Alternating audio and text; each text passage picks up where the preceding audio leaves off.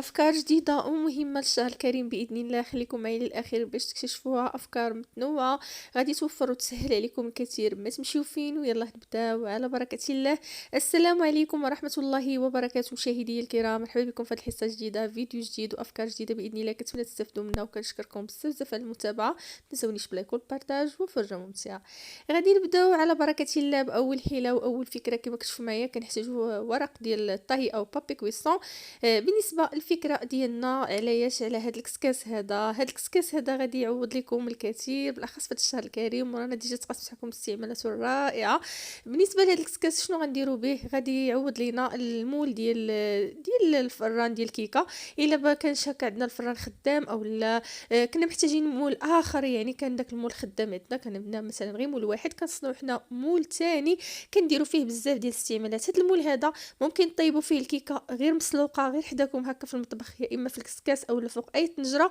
وممكن كذلك انكم تستعملوه في الفران، يعني كتقطعوه على القياس ديال هاد الكسكاس هذا، وكتحاولوا انكم يعني تثبتوه. راه عطيتكم الحيل باش تثبتوه، غنتقاسم معكم واحد الحيله كذلك في الاخير باش تعقلوا عليها. يعني كنثبتوه غير بالماء، كنشدوا هاد البخاخ هذا وكنرشوا وكيتبت لينا، اولا ندهنوا شويه الزبده هكا في القاع ديال الكسكاس صافي وكيتبت، وكتقطعوه على العبار ديالو صافي، وكتستعملوه للكيك، كتستعملوا اي حاجه بغيتو طيبوها فيه. ممكن طيبوا فيه اي حاجه بغيتو نتوما، راه كيعوض لكم المول ديال اللي كيكون دائري بهذا الشكل هذا.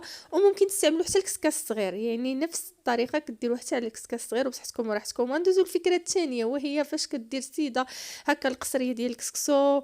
كاينين الناس هكا اللي كيبغيو يديوها لناس اخرين او لا غير يوجدوها يعني على ما تجمع الاسره ديالهم، كيغطوها بالبلاستيك. هذا خطا كبير وباقي تنشوفوه في مواقع التواصل. يعني الله يهدي هاد النساء اللي كيغطيو الاكل بالبلاستيك، واللي مازالين تيطيبوا في البلاستيك، واللي مازالين يعني كيستعملوا البلاستيك للاكل ديالهم.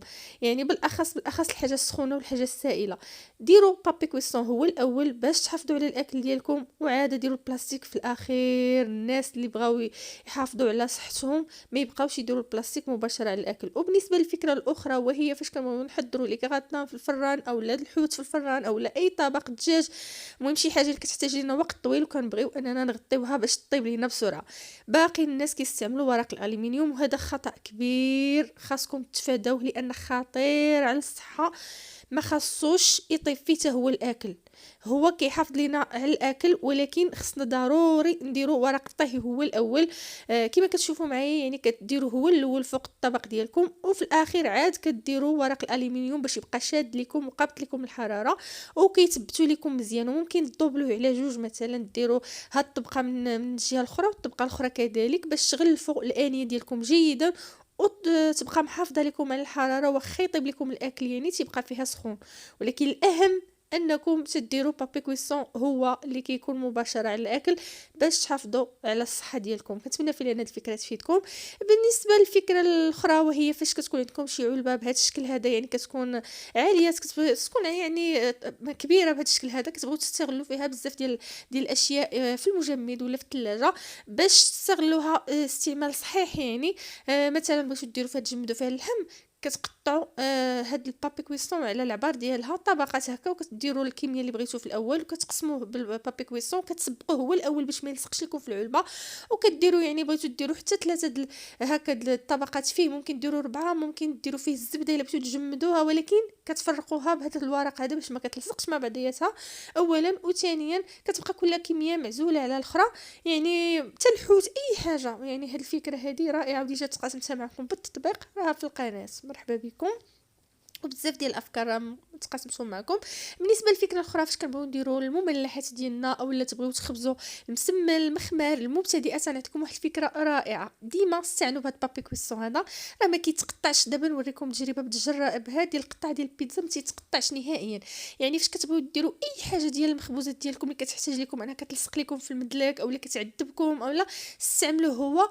قطعوا واحد الكميه منه وغادي تبقاو تخدموا به يعني في الشهر الكريم، ماشي غير مره ماشي غير جوج. يعني كاع البيتزا اي حاجه بغيتو تسرحوها كتستعملوه هو، وكتشدوا هذا المدلك هذا وكتنيوه على دوك المخبوزات ديالكم وكتستعملوه بالطريقه ساهله وكلشي يجيكم يعني رائع، حتى بالنسبه للصابلي بالنسبه لاي حاجه. صافي وكتقطعوها، لاحظوا معايا راه ما كيتقطع ما والو، واخا يكون سطح العمل ديالكم ما مزيانش، كتفرشوا بابي كويسون كيريحكم، يعني ما كتحتاجوش انكم تلصق لكم العجين. اولا بالنسبه للبنات اللي كيعانيو مع المخمار، قال لك تيقول لك تيلصق ليهم فاش يبغيو يهزوه، بالاخص داك اللي كيكون مرخوف عليه العجين، قطعوا واحد الصفيحه يعني قدها قد المخماره وقرصوا فيها وهزوا بها هي وقلبوا في عفوا قلبوا في الخباز، يعني في ديك اللي كطيبوا فيها.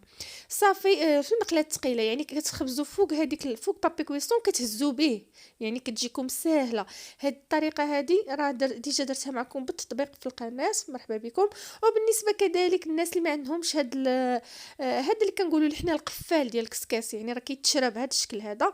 الناس باقيين تيستعملوا حتى البلاستيك، يعني الميكا كيلويوها على القفال حتى هي راه كتطلق لكم يعني داكشي ديالها، يعني المواد ديالها مناش متكونه وداكشي مع الانفعال مع الحراره راه كتطلق لكم داكشي في الاكل.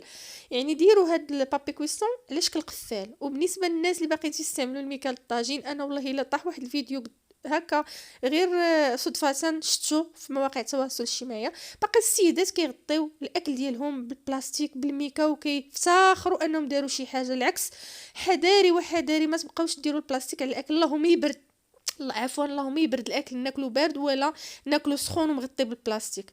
بغيتو تحافظوا على الاكل ديالكم يبقى سخونه ولا الطاجين يطيب بسرعه والبطاطا ما تكرمش لكم في هذا البرد هذا، استعنوا بابي كويسون ولا الطاجين، ما تبقاوش تحلوه، يعني خليوه قباله ونقصوا ليه نار مهيله. صافي داك الحلان والسدان هو اللي تيخلي البطاطا انها كتقصح. كنتمنى فعلا هذه الفكره تفيدكم، استعنوا بابي كويسون وبعدوا على البلاستيك. بالنسبه كذلك واحد الفكره ديال هذا الورق هذا ديال الطهي، ديروا في الاله ديال البانيني غادي يهنيكم بزاف. استعملوه الكفته هكا طيبوها بلا زيت، شويو فيه، راه كلشي هاد الاطباق في القناه. سخنوا فيه في الطنجره في الشهر الكريم، يا سلام، غير فرشوه يعني سخنوا فيه المخمار البطبوط الجامد الخبز كلشي بيتزا كلشي كنسخنوه في الطنجره باستعانه ديال ورق الطهي. وكذلك تيحافظ لكم حتى على الحلوه ديالكم تتبقى مقرمشه، وكتستعملوه لجميع الاطباق ديالكم وجميع كاع اي مول بغيتو ديروه في هكا في الفرن. بالاخص دوك شي مول هكا الا كان عندكم قديم او لا كيلصق، اولا انا غير درت لكم هنا تجربه على المول ديال الدجاج، استعنوا بابي كويسون، راه كطيبوا فيه وكتعاودوا وكتحمروا فيه كاع اللي بغيتوا، الكاوكاو واللوز، وكتستعملوه في الاله ديال البانيني كيريحكم من التنظيف. كنتمنى فعلا هاد الافكار البسيطه اللي تقاسمت معكم اليوم انها تكون نالت الاعجاب ديالكم. هذه فقط فكره باش تثبتوا الورق ديال الطهي. الناس اللي ما شافوهاش في الفيديو السابق، كترشوا غير بالماء قبل وبعد، يعني قبل ما تحطوه وبعد ما تحطوه، وبصحتكم وراحتكم. هنا كيكون الفيديو ديالنا سهله، وكنتمنى فعلا هاد الافكار البسيطه اللي تقاسمت معكم اليوم انها تنال الاعجاب ديالكم، وتفاداو ديك الاخطاء الشائعه اللي كيديروا الناس، وتحيدوا عليكم البلاستيك بالاخص في الوقت ديال الطهي. كنتمنى تكونوا استفدتوا. كنشكركم بزاف على المتابعه، وللمزيد من الحيل والافكار ووصفات سهله وسريعه للشهر الكريم، مرحبا بكم في القناه. شاركوا وفعلوا الجرس باش دائما توصلوا بكل جديد، والى حصه قادمه باذن الله. مع السلامه.